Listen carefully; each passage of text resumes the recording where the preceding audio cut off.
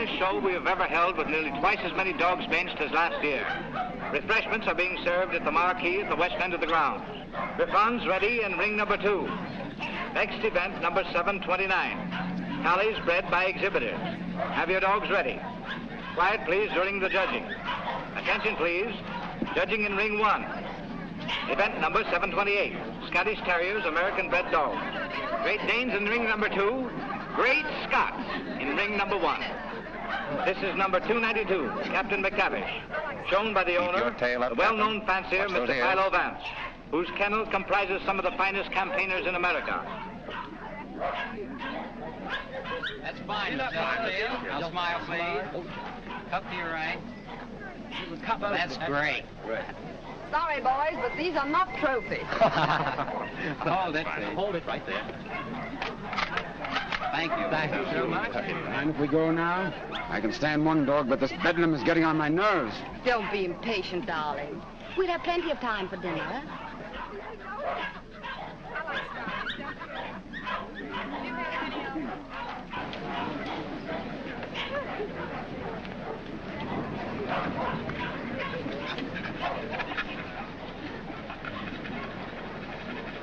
Hold it down. 2.5. Show.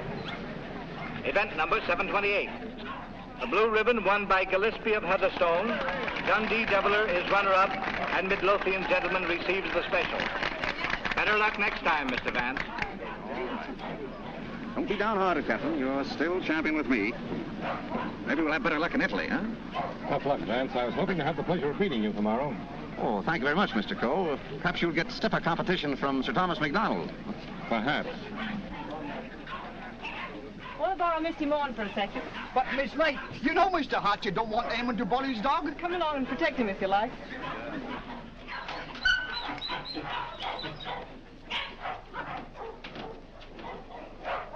That's enough, Sir Thomas. I wouldn't take off another whisk. I think you're right, Sandy. Get ready. Hold it. Thanks. And there you are, Gilly, laddie.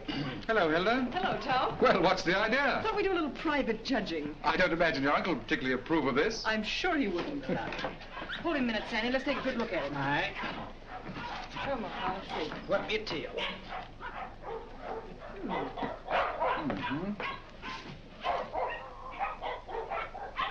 Well, what do you think? I think it's a pretty close thing. But I'm not worried. Eh, Sandy? I think you're better safe, sir. Here we are, sir. What the devil do you think you're doing, Hilda?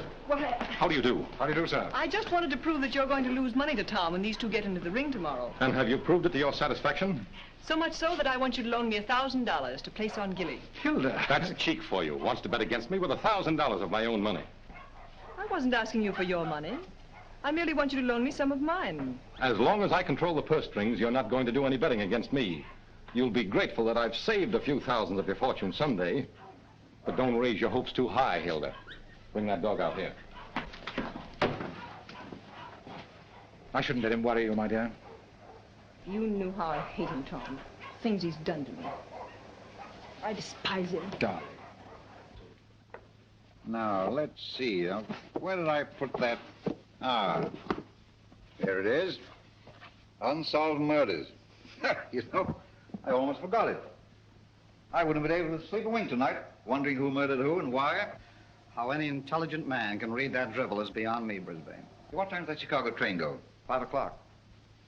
Well, it's 4:15. Oh, you've got plenty of time. Yes, I know, but I want to get out of here before Archie gets home. Good afternoon, sir. Afternoon. Is my brother at home? Yes, sir. He's upstairs. Tell him I want to see him. Yes, sir. Your taxi's waiting, sir. All right, there's the bag. Did you get those reservations? Yes, sir. And Mr. Archer told me to tell you he wants to see you, sir. Oh, he did, eh? You tell him I don't want to see him. Tell him I said so. In those words, sir? Exactly. Unless you can think of something stronger. Yes, sir. Of course, it's none of my business, Brisbane. But I wouldn't talk that way in front of Gamble. I don't trust him. I just couldn't resist it. I'd like to see the look on Archer's face when he tells him. I wouldn't. How the deuce can you stand it here? Why, there wouldn't be enough money in the world to compensate me for being Archer Coe's secretary. Oh, he's not as bad as all that. Say, you better be getting along. There's such a thing as carrying loyalty too far. Don't forget, I overheard a few of his choice remarks to you when you dared to suggest that you were in love with Hilda and wanted to marry her. I'm afraid you're taking Archer a little too seriously, old man. Did you deliver my message? I thought it best to wait till you were safely away, sir. Do you mind dropping me off? I have an engagement with Hilda for dinner. Come ahead, come ahead. All aboard! Albany Express, Stanford, Bridgeport, New London, New Haven, Westerly, Providence, Boston.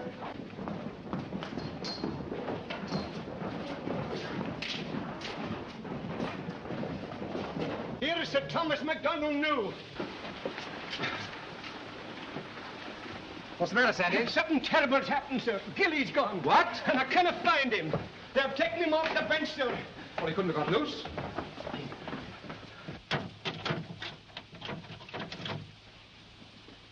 He didn't break that lock himself either. I haven't been away from that dog for 10 minutes all day, sir. I just went into the restaurant to get a wee sandwich, and when I come back, he was gone. Sir Thomas? Yes? I think we found him, sir. Where? Out in the alley, sir.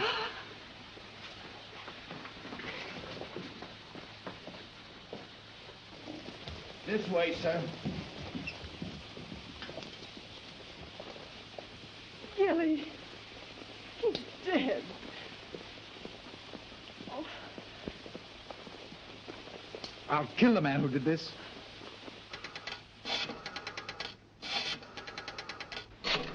Listen, Tom, you mustn't do anything until you're sure, please. I've got my own ideas. Oh, I know Uncle Archer's mean and cruel, but I can't believe he'd do a thing like this.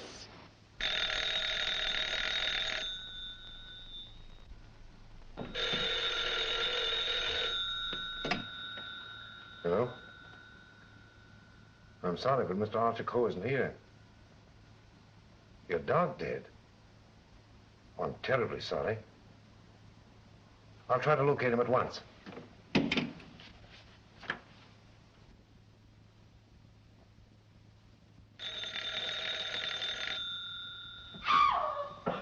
Go away from me, Hugh. Get out of here. Get out. I suspected it when I saw you together this afternoon. You're nothing but a two-timing... Get out of my apartment. Get out. From now on, it is your apartment. All yours. I'm getting out for good.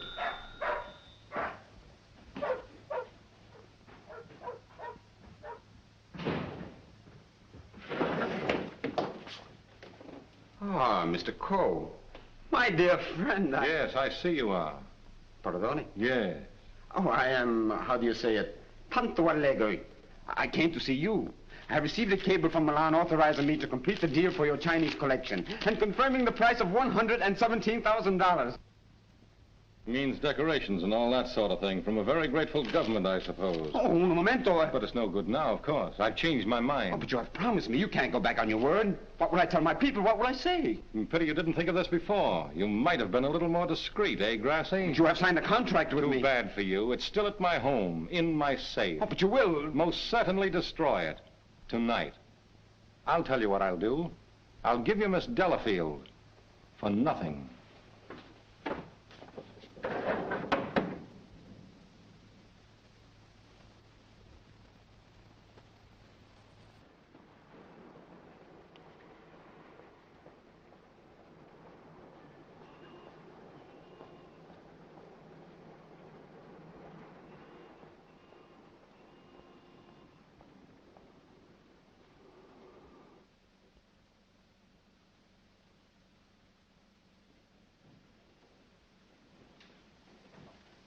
Hey, Liang. At it again, eh? I was led to believe that a cook's place is in the kitchen. The next time I shall... I have been expecting my dismissal, Mr. Cole. We have served our purpose, these priceless treasures and I. I overheard Mr. Reed saying you were preparing to sell this whole collection. You've been listening at the keyhole, have you? You cannot sell them, Mr. Cole. Do you think I would have dishonored my ancestors, perjured my soul, cheated my own countrymen to acquire these for you? Had I not believed that you would reverence them as I do? That's the worst of your race, a pack of mawkish sentimentalists about your ancestors. I don't need you tonight. Go on, get out. I would suggest you consider most carefully before you sell.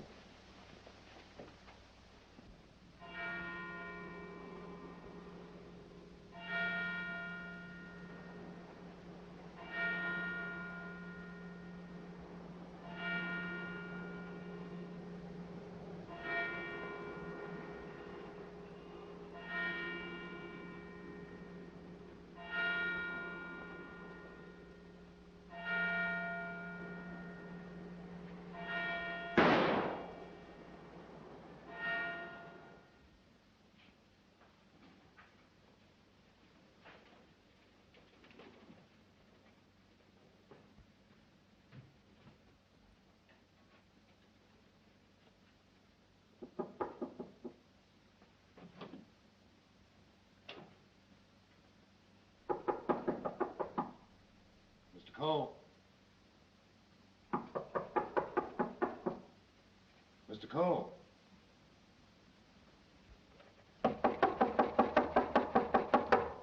Breakfast, Mr. Cole. Breakfast.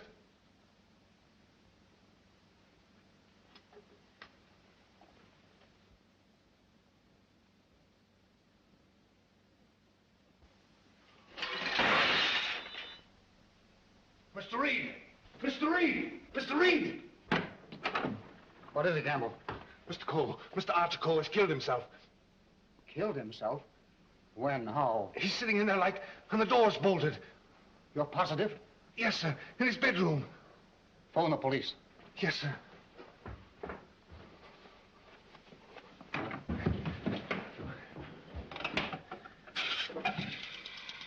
Hello?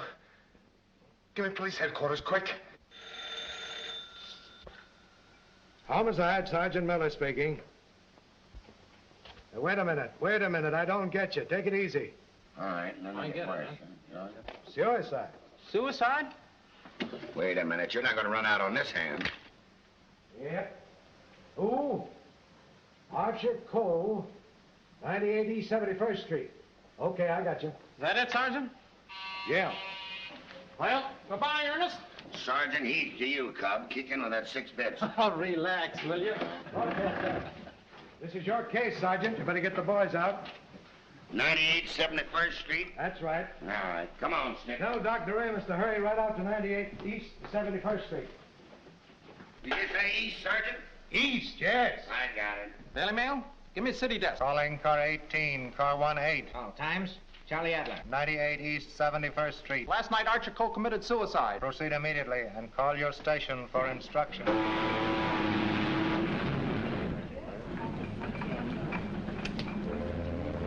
Higher and warmer with lights and moderate winds for New York vicinity today and tomorrow. Yes. And now for the latest news flashes. Archer Cole, the well-known sportsman and collector, committed suicide last night at his home, 98 East 71st Street. His body was discovered by the butler at 8 this morning when he took up a breakfast tray. No reason has been advanced for this action as Mr. Cole was in excellent health and had no financial trouble. No news has been received from the crew of the... Is the land phone still connected? Yes, sir. But it will be disconnected in about 2 minutes, sir. I see.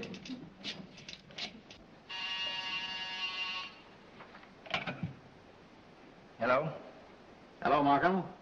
Hello, Vance. I thought you were on your way to Italy. I am. Well, I say, Markham, I just heard about Archer Cole. Yes. Too bad he had to bump himself off like that. That's why I called you. Are you sure that he did bump himself off? Well, his butler tells us he's sitting in a locked room with a revolver in his hand and a bullet in his head. I don't know what else you'd call it. I don't want to butt into your affairs, but aren't you a bit hasty in jumping to that conclusion? Hasty? Why? Well, if you knew Archer Cole, you would know that suicide is almost a psychological impossibility for him. Psychological bosh. 2 and 2 make 4, don't they? But how do you know you have 2 and 2? Just let me point out to you. Oh, point out the Statue of Liberty. Say, Vance. Hello? Hello? The land phone has been disconnected, sir. Oh.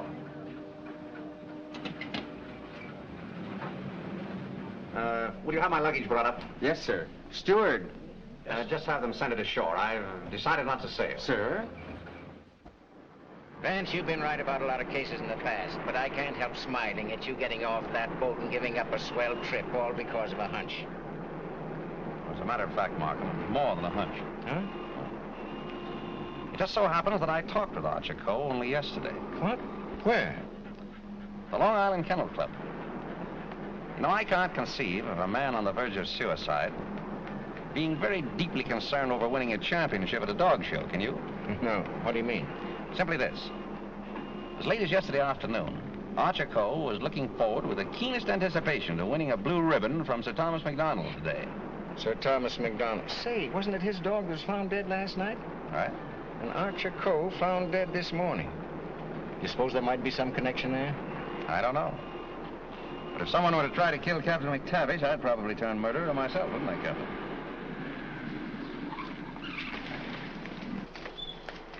Hello, Mr. Markham. I got your message to hold everything up. What's the idea? Hello, Mr. Van. Good morning, Sergeant. Well, it's been a long time. Several years. I might have known it would be you, the world's champion troubleshooter. Come on, boys. Come inside. Well, Chief, this is another just open and shut case. Mr. Reed, the secretary. This is Gamble, the butler. Yes, sir. Mr. Markham, the district attorney. How do you do, sir? And, Mr. Vance. How do you do? How do you do? Everything just as it was? Well, they said they haven't touched anything. We thought it best to leave everything intact, sir. Good. Where's the room? Upstairs. This way, please.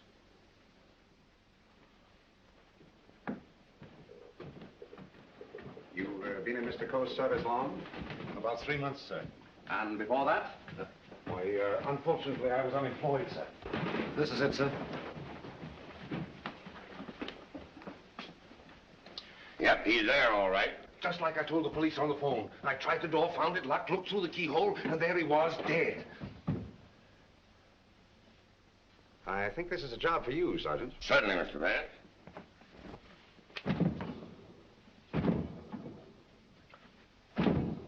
Well, Hennessy, what are you standing there for? Your health? This takes beef. All right.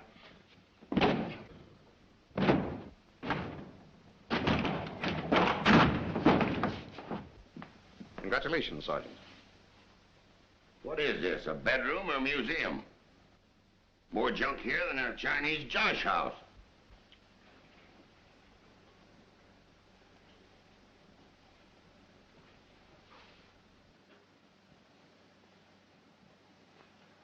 I trust I did the right thing, sir, by not breaking down the door. I realized I could be of no help to him. Oh, he's been quite dead for hours. Bumped himself off, that's plain enough. Certainly looks that way, Vance. I'm afraid your trip was spoiled for nothing. I think not, Markham. This may prove far more interesting than a trip to Europe.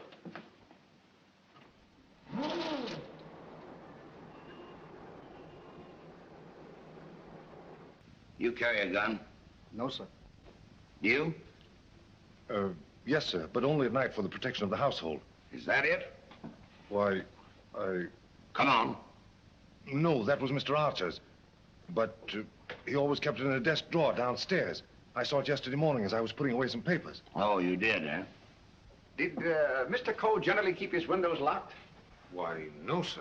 As a matter of fact, he was a great believer in fresh air. Ah, indeed. I wonder if these gentlemen would mind waiting downstairs. Well, certainly not. I'm sorry we had to damage your door. That's quite all right. It's easily repaired. I'll have it attended to at once, sir. Hennessy, see that no one leaves the house without my permission. All right. It's as plain as a nose on your face. This guy locked himself in here and blew out his brains. I wish I could agree with you, Sergeant. How the devil could it be anything but suicide? It was all very well for you to theorize before we got here, Vance.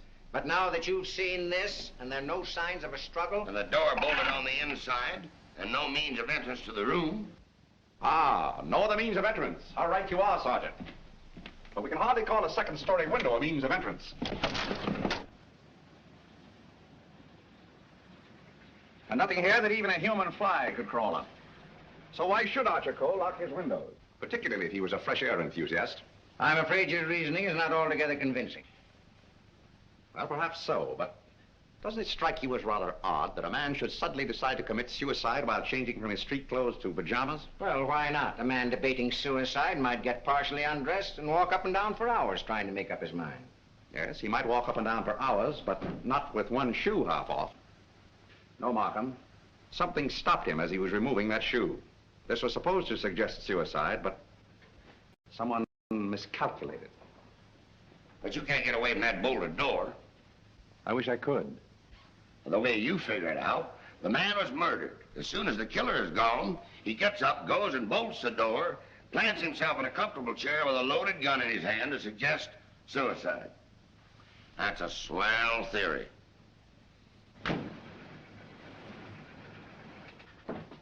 Hello, Gamble.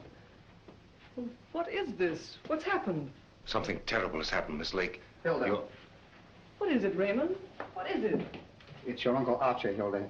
He killed himself last night. Where? They're upstairs.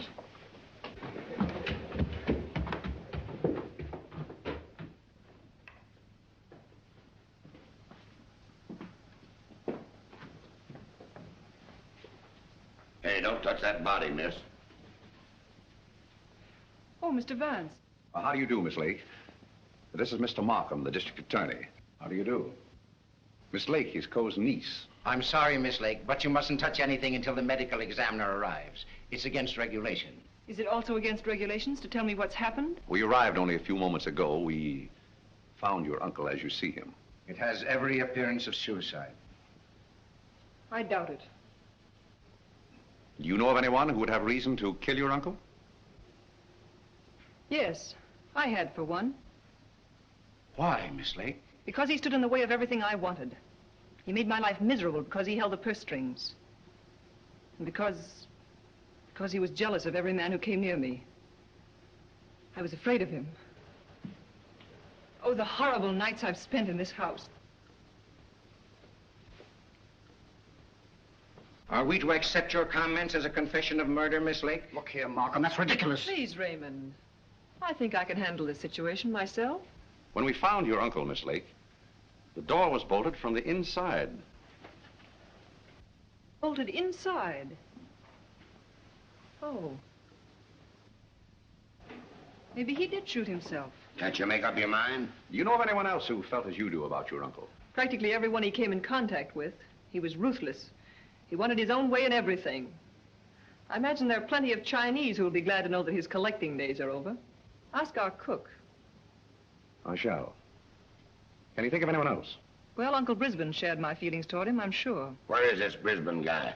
Maybe he decided to do something about it. That's impossible. He's on his way to Chicago. He left on the 5 o'clock train yesterday afternoon. He'd be just about getting there by now. Well, you'd probably like to wire him, wouldn't you? Why, yes, of course. Is that all? For the present, yes.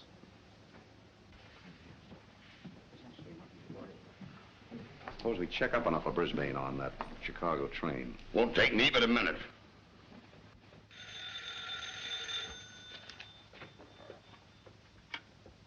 Hello? Come on, Simpkin. Get your feet off the boss's desk and jump down to Grand Central.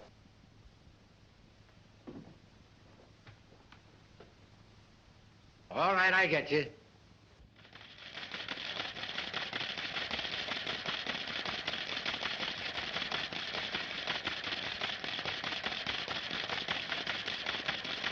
Yes, Mr. Heath.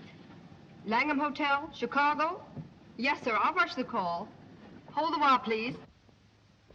Oh, yes, Mr. Heath. We're expecting Mr. Brisbane Coe this morning. Oh, yes, he wired for a reservation last night. Thank you. Goodbye. Yeah. He took the 5 o'clock train, all right. Good. You know, there's a few things I'd like to find out about this girl, Hilda Lake. Why are you always trying to check up on me? I'm not trying to check up on you, Hilda. I want to help you. Well, you know how I feel about you. You know that I love you. But lately you seem to have changed. Every time I want to speak to you about marriage, you evade me. What's on your mind?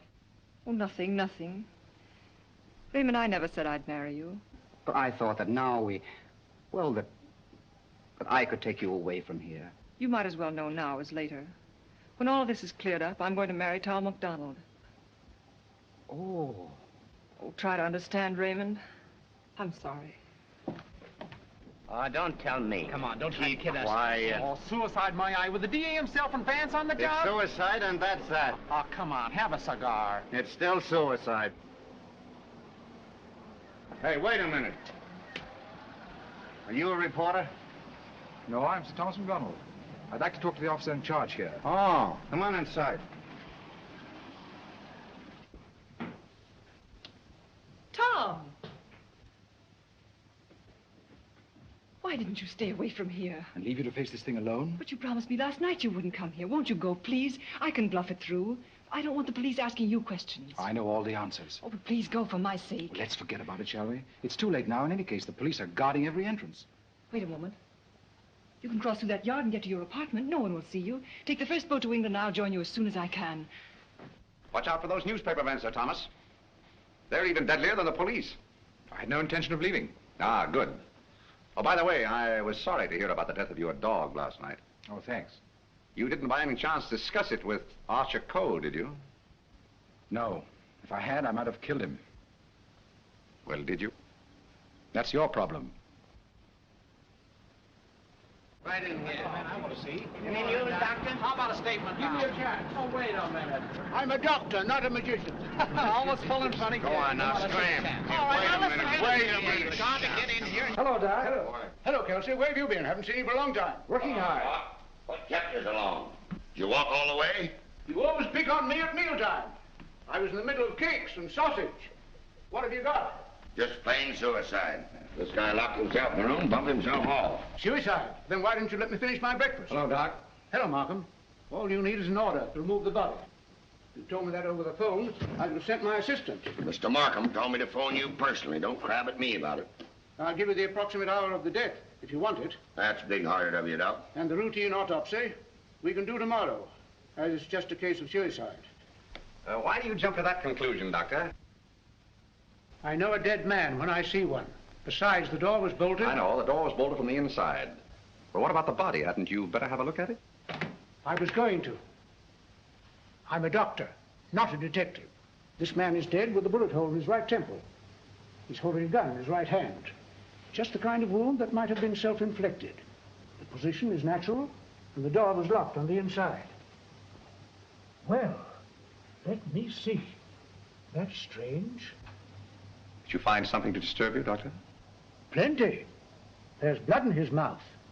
And he's got a skull fracture from some club-like instrument. Now, what about the bullet wound in his temple? There's no blood there. That's so. Gentlemen, when that bullet entered this man's head, he had been dead for hours. Can you place the time of his death? I'd say from 8 to 12 hours ago. Would you say that the revolver was placed in his hand before rigor mortis set in? Yeah. Did he die from the effects of the blow on the head? No. Probably rendered him unconscious for a while, but that wouldn't have killed him. Not powerful enough. The blow didn't kill him, the bullet didn't kill him, and yet he's dead. Suppose we try to find out just what did kill him. Glad you thought of that, Mr. Vance. It's not a bad idea. Perhaps I'd better take another look. All right, boy. Let's pick up these clues before they get mussed up here. Hey, just a minute, Doc, please. Ready? Give me a hand, Sergeant. Help me lift the body over to bed. Where do you want to put it? All right, boys, the rigor room. Let's get this body over on the bed. Around the handles, around the box. Get that. We need to fly. All right, Chief. Get a hole. Bring a little black powder. Hey, here they come, boys. Let's get it. All right. Lift him easy. Easy. Very careful. There he is. Now then, All right, just a little more that way. All right, That's there for you, Doc. That's it. There couldn't have been much of a struggle. His hair isn't even mussed. Maybe somebody slugged him and then combed his hair. By George, now I've got it. Stabbed below the left shoulder blade, near the spine. There's no external bleeding. Internal hemorrhage, huh? That's it. What do you think of the suicide theory now, Sergeant? Well, it's slightly complicated for him to shot, slugged, and stabbed himself, particularly in the back. Yeah, it's very complicated. Oh, Markham. Yes. You see, there's no hole in the back of his pajama jacket. So he couldn't have been wearing that when he was stabbed. Forget this. There's a hole in the back of his coat. And another in his waistcoat, bloodstained. He must have been fully dressed when he was attacked. That lets me out. I finished. I suppose you'll want a quick autopsy. Yes. Get that body down to the morgue as soon as possible. Good day, gentlemen. Good day. Hey, Doc. Yes? Do you think there's any possible chance of that being suicide? What? All right. Just a fair question, big boy. Go on home and get your hotcakes and sausage. You need the strength. Hennessy. Yeah. Hurry up with that dead weight. Right. Any report on that wire? Not yet, Sarge.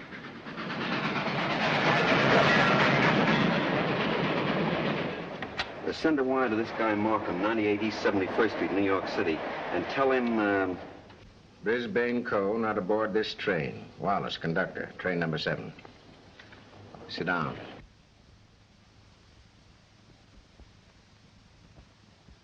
What time did Brisbane Co. leave for Chicago?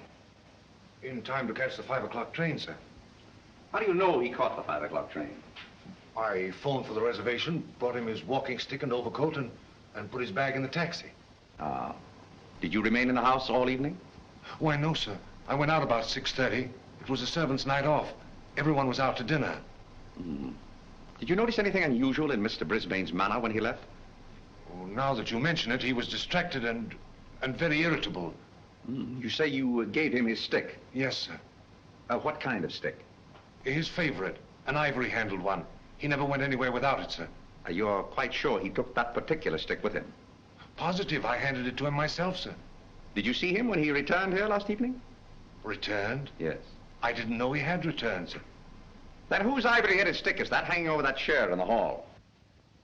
I don't know, sir. I swear I don't know. Down. Steady, Gamble, steady. Is this it? Is it?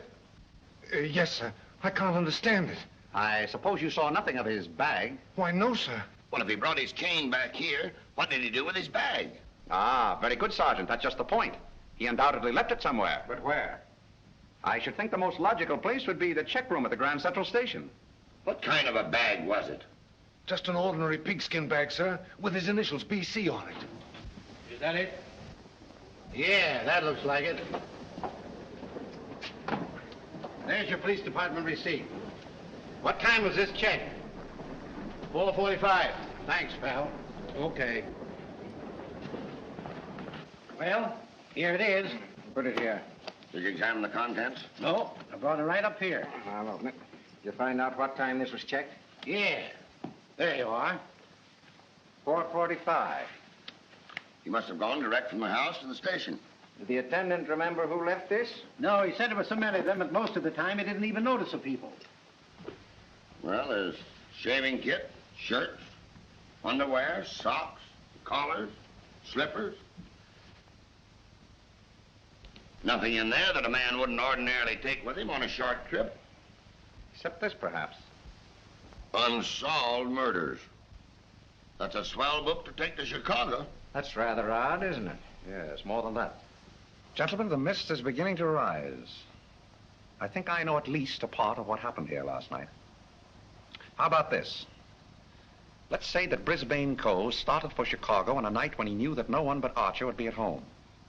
He missed his train purposely, checked his bag at the station, and returned here to kill his brother. To make a perfect alibi, he planned to take a later train to Chicago. But something stopped him. And something stopped Archer Co. before he could remove his shoes last night.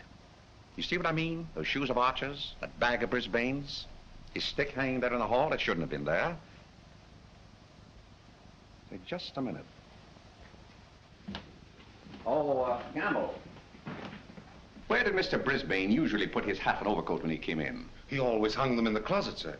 Which closet? This one.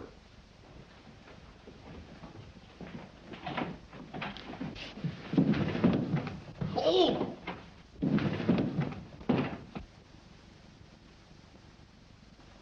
Mr. Brisbane.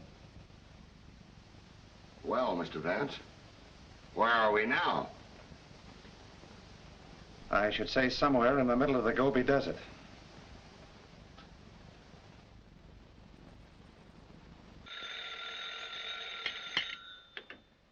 Hello. What? Again? I'm right in the middle of my lunch. First you interfere with my breakfast, then you ruin my lunch. Don't you boys ever eat? No, I'm on a diet. Oh, all right. Hello. All right, I'll attend to that later. Get me the wagon and the fingerprint gang.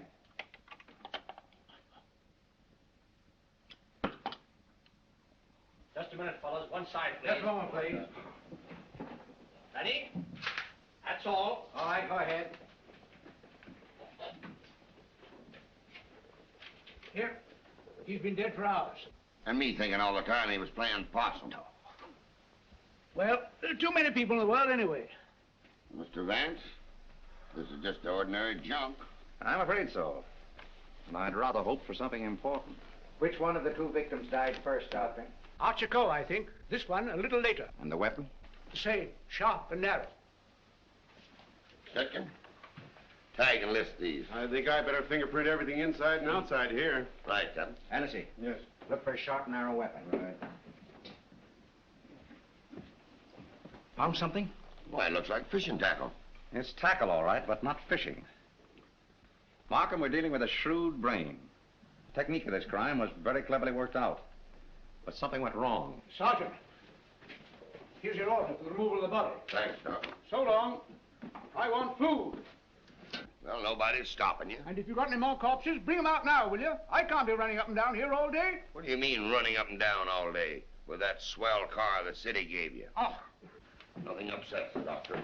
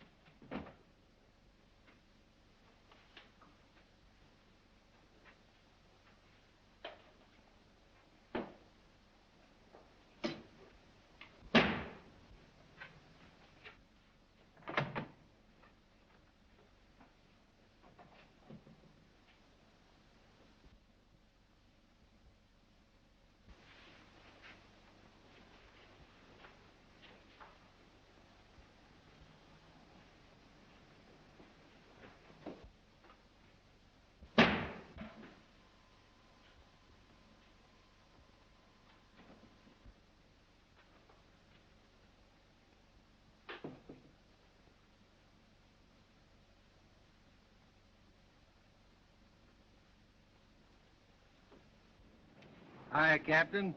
Going in to take charge? Well, if you hurry up and solve this case, maybe I can go home. Come on. I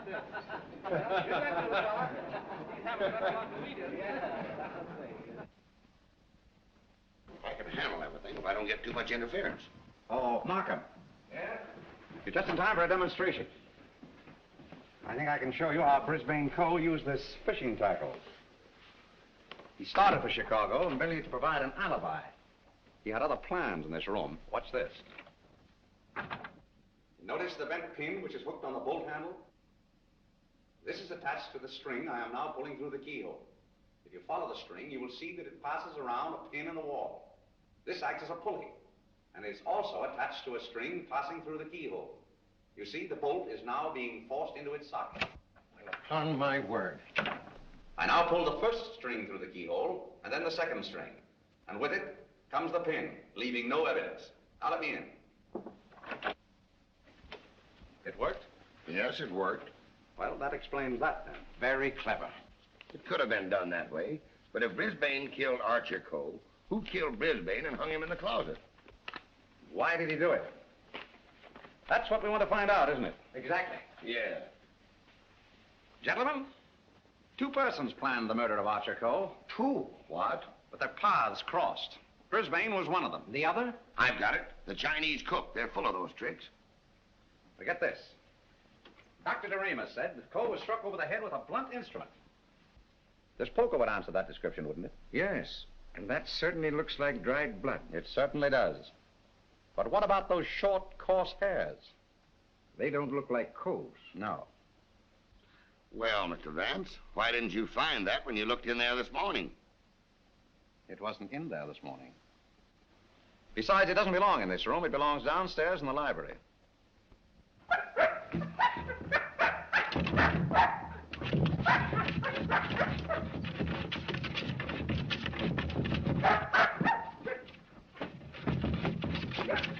Captain? What's the matter with you? What is it, Captain? What is it, Captain? You're all down there?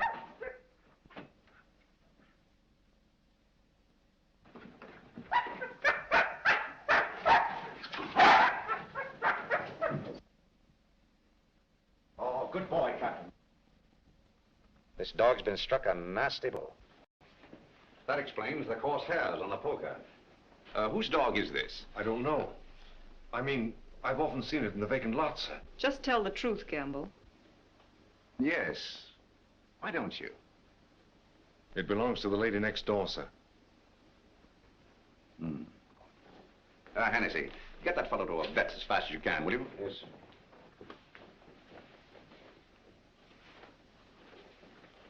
Easy, easy, easy, boy. Easy. Now, Gamble, let's have the name of the lady next door. Doris Delafield. Yes, I'm Miss Delafield. Won't you sit down, gentlemen? Thank you. I'm sorry I didn't win you a trophy at the dog show. You're quite a fancier, aren't you? Yes, somewhat. I'm interested in one of your dogs, the Doberman. You mean Figaro? I wonder if I could have a look at him. I'm terribly sorry. You know, he slipped his leash last night and ran away. I've notified the police. My maid's been scouring the neighborhood trying to find him. Well, did she inquire at Mr. Coe's house next door? Well, I don't know. You and Mr. Coe have been good friends, haven't you? I know him. Why? Your dog was found in his house this morning, badly wounded. What? Have you any idea how he got there? No. Do you suppose he would follow someone into the house? Well, I hardly think...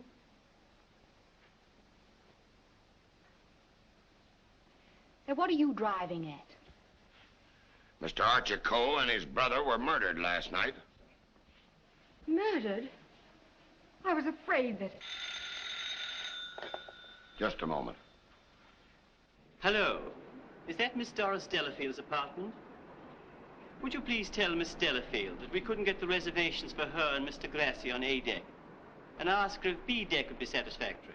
Miss Delafield will not be sailing. You can cancel a reservation for them both. Both? Do you mind telling me whom the other reservation was for? I refuse to answer that question. Would it be Mr. Grossi?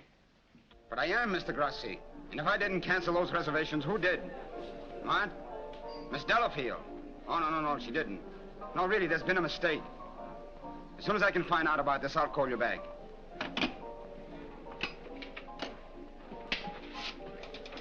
I don't think you'll find Miss Delafield at home just now. And as for the cancellation of your steamship reservations, we regret very much that it was necessary. Who are you? This is Mr. Markham, the district attorney. Oh, I'm honored, but I'm afraid I don't quite understand. It's about this. As a matter of fact, Mr. Coe didn't commit suicide. He was murdered. Murdered? Would you mind coming along with us? Just a little matter of comparing fingerprints. No, not in the least.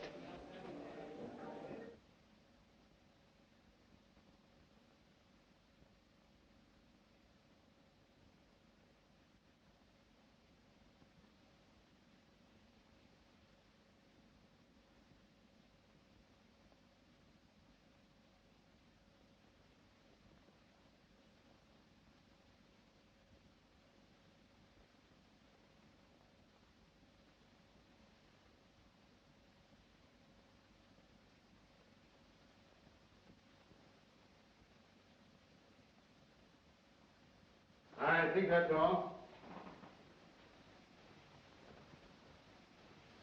Found anything yet?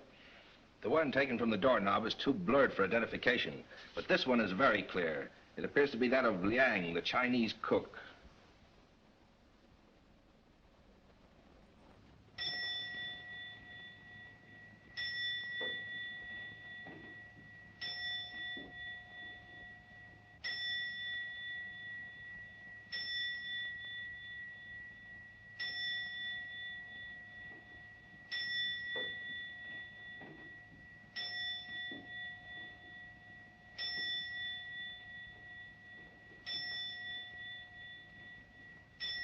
Any luck? No, not yet. It must be here somewhere. I'm positive that the dagger that killed the Coles belongs in that sheath. Tired, Markham? No.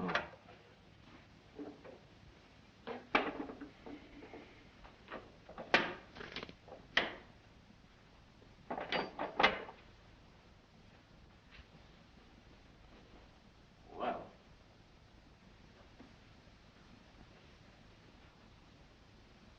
That's strange. What is it? The Ting Ya vase is missing. It's the most valuable in the whole collection. That's all that's left of it. If I'm not mistaken, that's blood. Blood? Markham, I'm coming more and more to the belief that Archer Cole was killed in this room. That poker, this dagger sheath, now these fragments, all here. But, Vance, do you mean to tell me that the dead man walked upstairs? I'm not trying to tell you anything but the facts. It's the most remarkable case in my experience.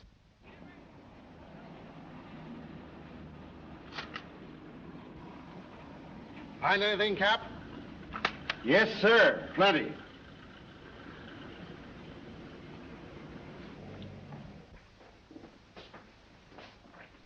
Oh, Mr. Reed. Oh, yes, Mr. Vance. Would you step in for a moment, please? Certainly. Smoke? No, thanks. Did you notice that the Ting Ya was missing? Missing? Why, it was here yesterday evening. At what time? At about 6:30 or 7 o'clock. I came back to talk to Mr. Cole. About what? Well, as a matter of fact, I wanted to quit my job as his secretary. Oh, you'd been having some difficulties with him? It was rather a personal matter. I wanted his permission to marry Miss Lake. What did he say to that? He ordered me out. You went? Yes. Where? I went to find Miss Lake. I thought she was at the Kennel Club. But I had a puncture on the way, so it was rather late when I got there. She'd already left with Sir Thomas MacDonald. Then I came home and went directly to bed. Did you hear anything or see anything when you came into the house? No.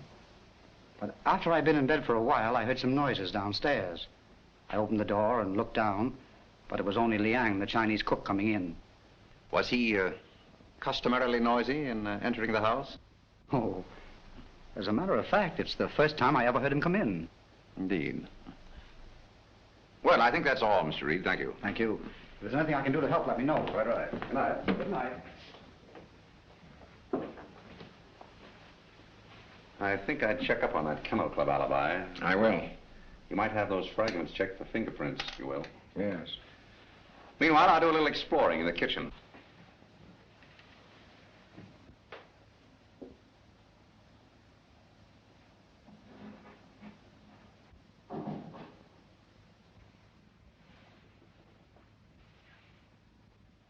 Why, Mr. Vance, I thought... Get Markham.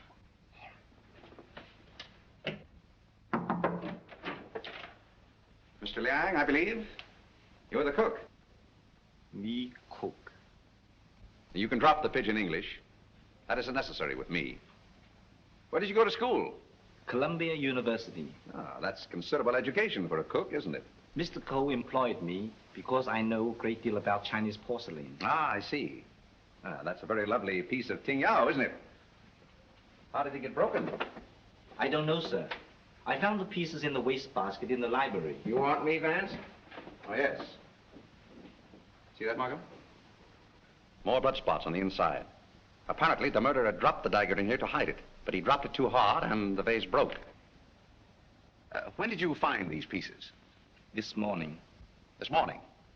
You're sure it wasn't last night, about 8 o'clock, let us say? No, sir. I did not get in until after midnight. I'm sure Mr. Reed or Mr. Gamble will tell you that. What time did you find the poker? The poker? Yes, the poker. The one you hid in the Chinese chest in Mr. Archer's room this afternoon. But I don't know what you mean. Oh, yes, you do. I was behind the door in that room when you hid it. Let me handle this, Mr. Vance. Are you going to talk? Or do I have to make you? Wait. I'll tell you the truth. Well, spit it out. When I returned to my room here about 8 o'clock last night... Ah, I thought so. I heard angry, muffled voices in the library. Then a dull sound as of someone falling. I stood at my door here and listened. Then I heard footsteps cross the kitchen and go out the back door. And then? I walked up the corridor, and everything was very quiet. I opened the library door and looked in. The furniture was overturned. The poker was there. The desk was disarranged, and the valuable Tengu vase was broken. I thought must be something wrong, so I went upstairs and looked into Mr. Coe's bedroom. He was dead. Fearing that I might be suspected, I went back to the library and picked up the broken pieces of the vase, and together with the poker, I took them to my room. And knowing that you were alone in the house, you were afraid you might be suspected. So you hid the weapons and left. Yes, sir. You returned to the house about midnight and purposely made a lot of noise so as to establish your alibi. Is that right? Yes, sir. All right, then. Where'd you put the dagger? I did not find the dagger. Don't give me that. What did you do with it after you stuck it in Archie Coe's back? I've got it, Mr. Markham. Yes? What? Fingerprint on this broken fragment belongs to the Italian, Eduardo Grassi. Well, Mr. Vance, looks like somebody else miscalculated. Yep, it fits. Oh, that doesn't prove anything. What about this?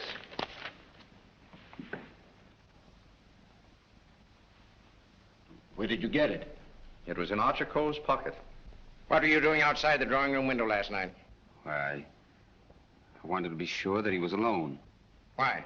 For weeks we had been negotiating for the sale of his collection to the museum at Milan. It meant everything to me.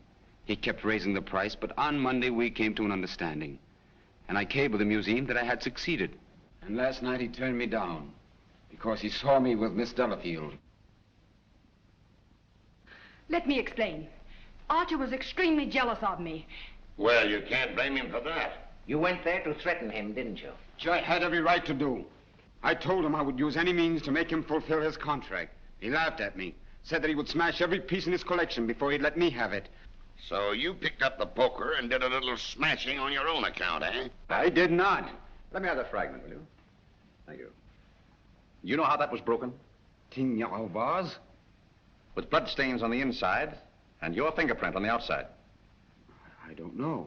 Sergeant, I think you better book him. Right. Thank you. Come on. Let's get out of that monkey suit. Let's get going. Come on. Don't worry, I'm not running away. You telling me?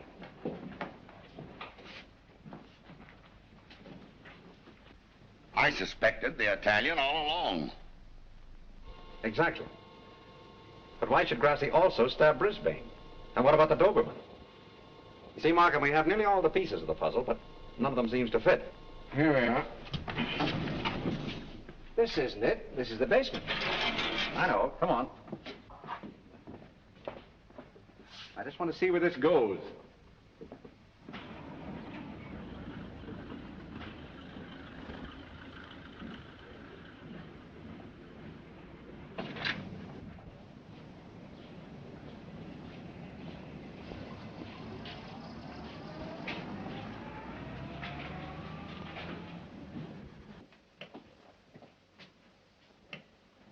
Good evening, sir. Gamble? By the way, how long have you been using that name? All my life, sir. Dubois checked Gamble's fingerprints at the Identification Bureau, and who do you think he turns out to be? Not Gamble? No. Atlantic Eddie. He used to work the boats on both sides of the ocean. Honestly, Mr. Vance, I haven't turned a trick in 5 years. Oh, that's all right, Eddie. I just wanted to let you know that we're old pals. Sir, someone slipped in the back door and went into one of the front rooms.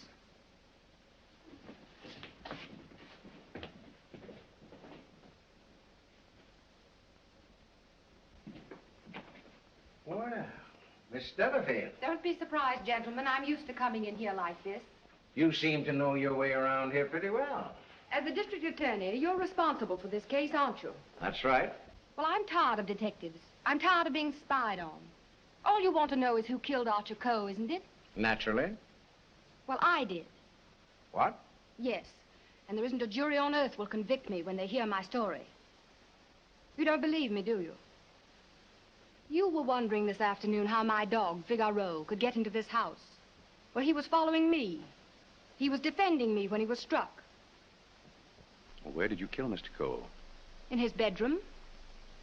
What kind of lipstick do you use? Lipstick? What's that got to do with it?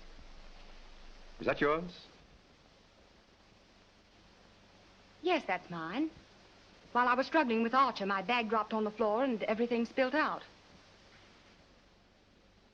Won't do, Miss Delafield. It's an old trick. It's not a trick. I didn't realize that you were so fond of Mr. Grassi. Mr. Grassi has nothing to do with it. Take me down to the station. I'll say nothing more until I get an attorney. Help! Help! Help! Help!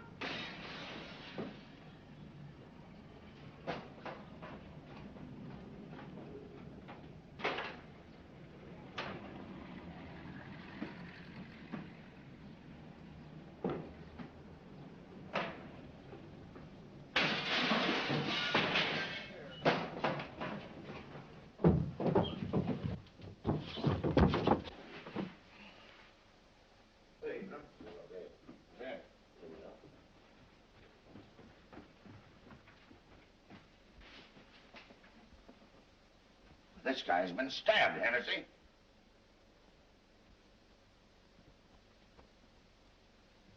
Is this it, Mr. Vance?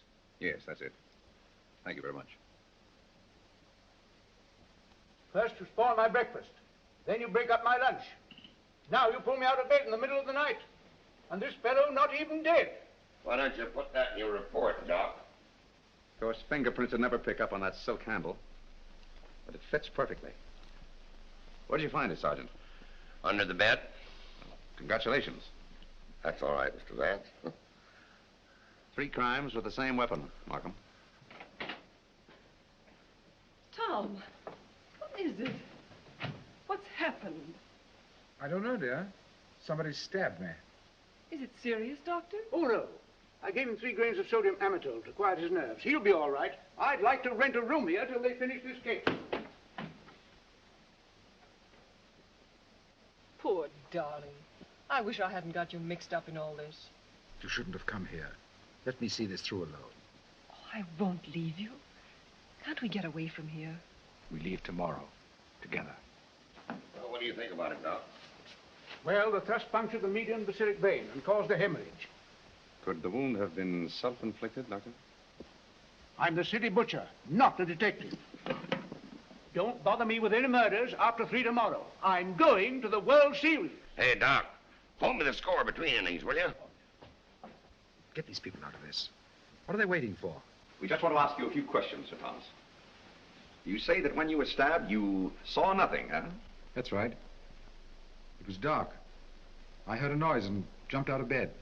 Somebody threw a chair and just missed my head and struck the window. I shouted for help and ran towards the door. Then I felt a sharp pain in my arm as I lost consciousness. Knife by a ghost. That's a hot one. I think he done it himself. How dare you?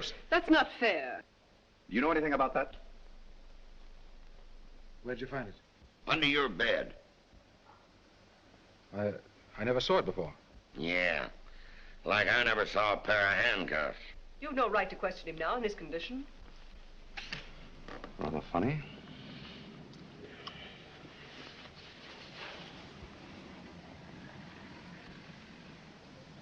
You see what I see in Archer Coe's room? I have a suspicion that whoever killed the Coes came from this house. Probably from this room.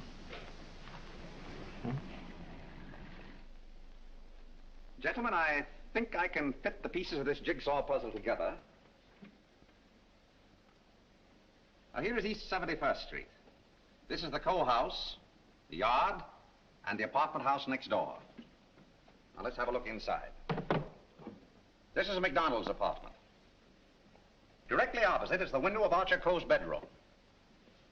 Underneath McDonald's apartment is the cozy little nest of Miss Delafield and her temporary guest, Mr. Grassi. This is the elevator, and here are the stairs that lead directly to the back entrance. From there, it's easy to reach the back entrance to the Coe house across the yard. Now, that's the front hall, and here's the library.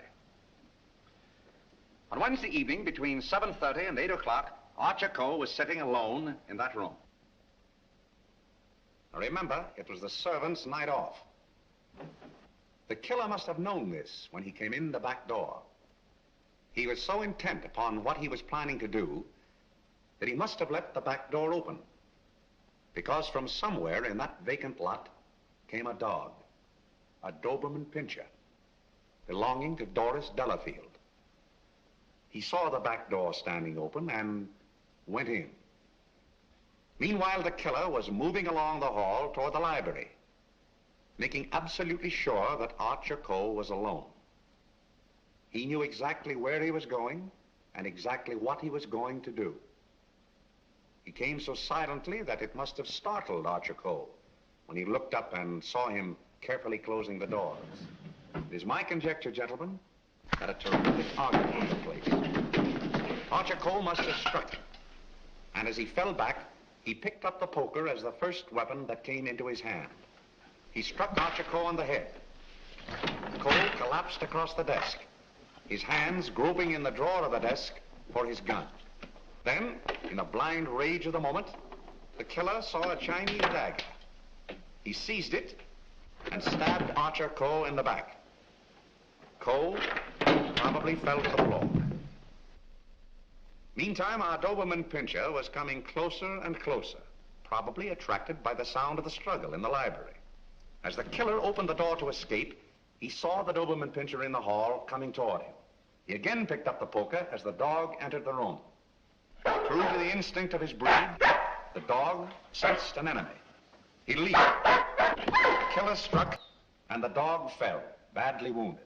Now he tried to hide the dagger in the Tingya vase. He dropped it too hard, and the porcelain broke into bits. He picked up the dagger again and went out the same way he came in.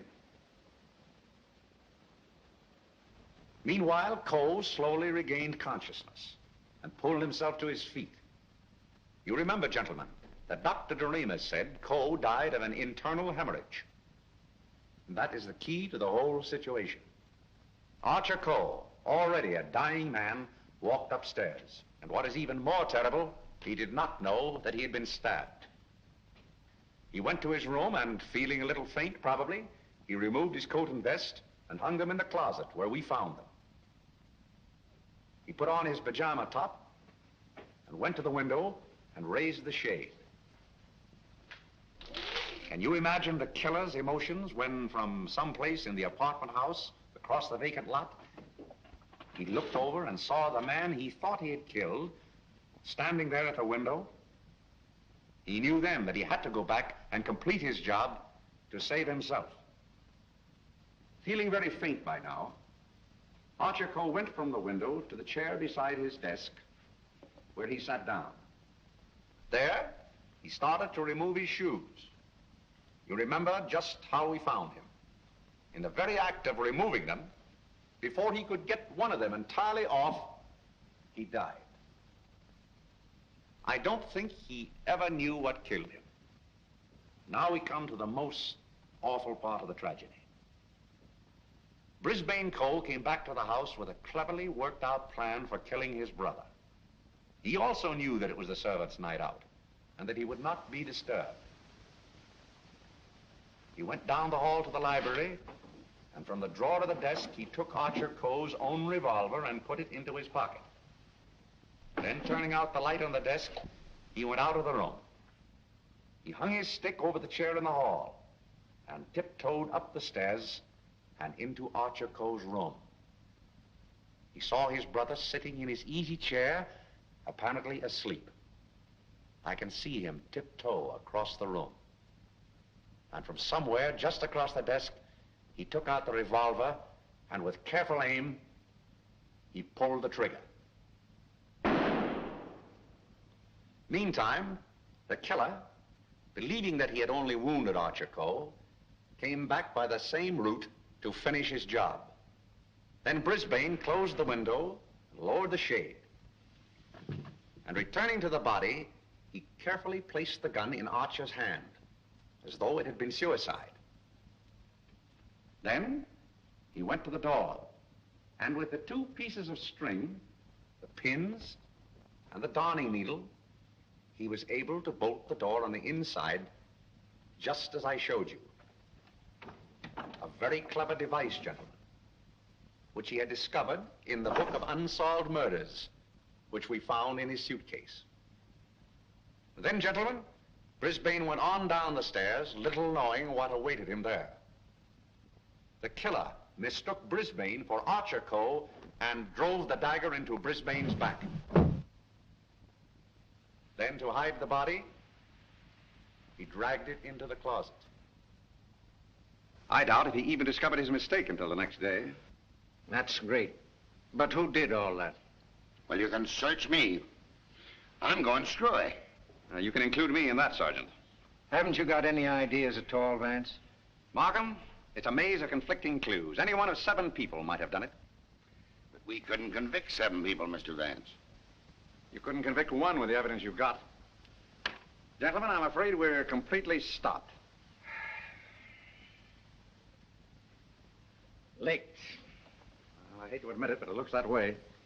Vance, in all the years we've worked together, I never heard you say that before. I know. I'm sorry, Markham. Well, what are we going to do about it? I don't know. Are you sure you checked up on all the alibis? Every one of them. And you've gone over the fingerprint situation with your boy? Yes, sir. Well, we've slipped up somewhere, Sergeant. But there must be something that we can get our teeth into.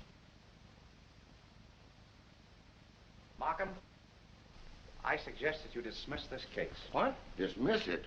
Yes, turn all the suspects loose. I can just see all the newspapers in this town screaming for a new district attorney. Well, we can probably cover you up all right, Mr. Markham. I've said it was suicide all along. Yes, I know. We could put that solution on it, but I hate to do it.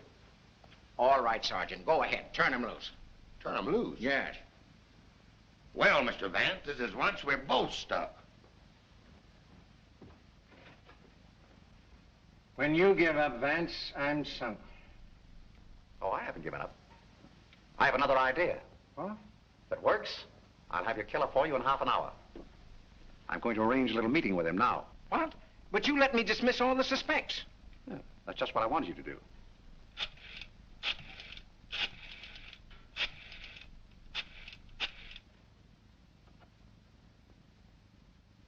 Hello? This is Mr. Vance. I hope I haven't disturbed you. See, I wondered if you'd do me a little favor. Mr. Markham. Yes. I'll see you a minute. That suicide story might work all right for Archer Coe, but I forgot all about Brisbane. Well, never mind about that now. Just release the suspects, as I told you. All right. That's it. Yes? That's right. At 4:30. And just get him into an argument. Oh, I'll have him with me. I'm depending on his instinct. That's right. Thanks. If we can catch him off his guard, I think he'll give himself away. Come on, Markham. We've got to get there before 4:25. Mr. Vance. They're in the library now. Oh, darling, let me help you. All right.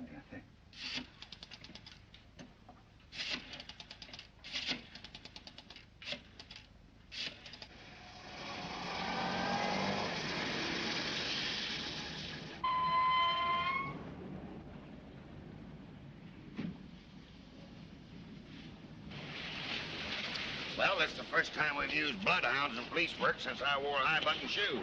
And red flannel underwear? Oh, I always wear red flannel underwear. So do I. I want your bridal suite on the Coronia. They're sailing at midnight. That's right. Thank you. Sailing at midnight. Lady MacDonald. Is it the title that dazzles you so much? Or is it the fortune she'll inherit that makes her so attractive, Sir Thomas? Raymond, are you crazy? It isn't the first time a fortune has bought a title. It so happens I'm not in need of a fortune. Possibly you are. Raymond, you've no right to interfere this way. No right? Well, I'll take that right. You think you're both sailing at midnight? Well, it won't work. You're going all right, Sir Thomas, but you're going alone. Really? Yes, and you're going now, or else...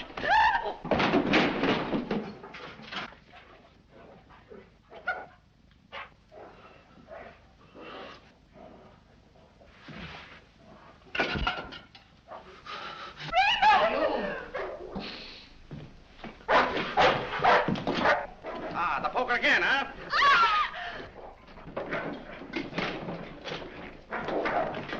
Take him off! Take him off! No!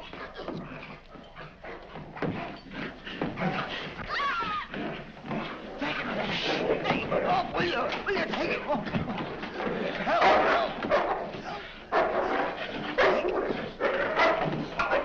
Here, hold him. Why did you kill Hachiko? Why did you kill him? I didn't mean to kill him. But you did, eh? I tell you, I didn't mean to kill him. He struck me when I told him I wanted to marry Hilda. And I lost my head. I hit him with a poker. I don't remember anything after that. What about Brisbane? It was a terrible mistake. And McDonald? I still would kill him if I could. There's your man, Sergeant. You made a fatal mistake, Reed, when you reached for that poker. Somebody swiped my bracelets. You dropped them in the pantry. Oh. All right, Hennessy. Leave down booking. I want to thank you very much for your cooperation. Not at all. It was Sir Thomas I telephoned from your office, Markham. He very cleverly helped us stage this little scene. We have to thank the dog for the rest. Well, we did it again, Mr. Vance. Congratulations, Sergeant. Thank you.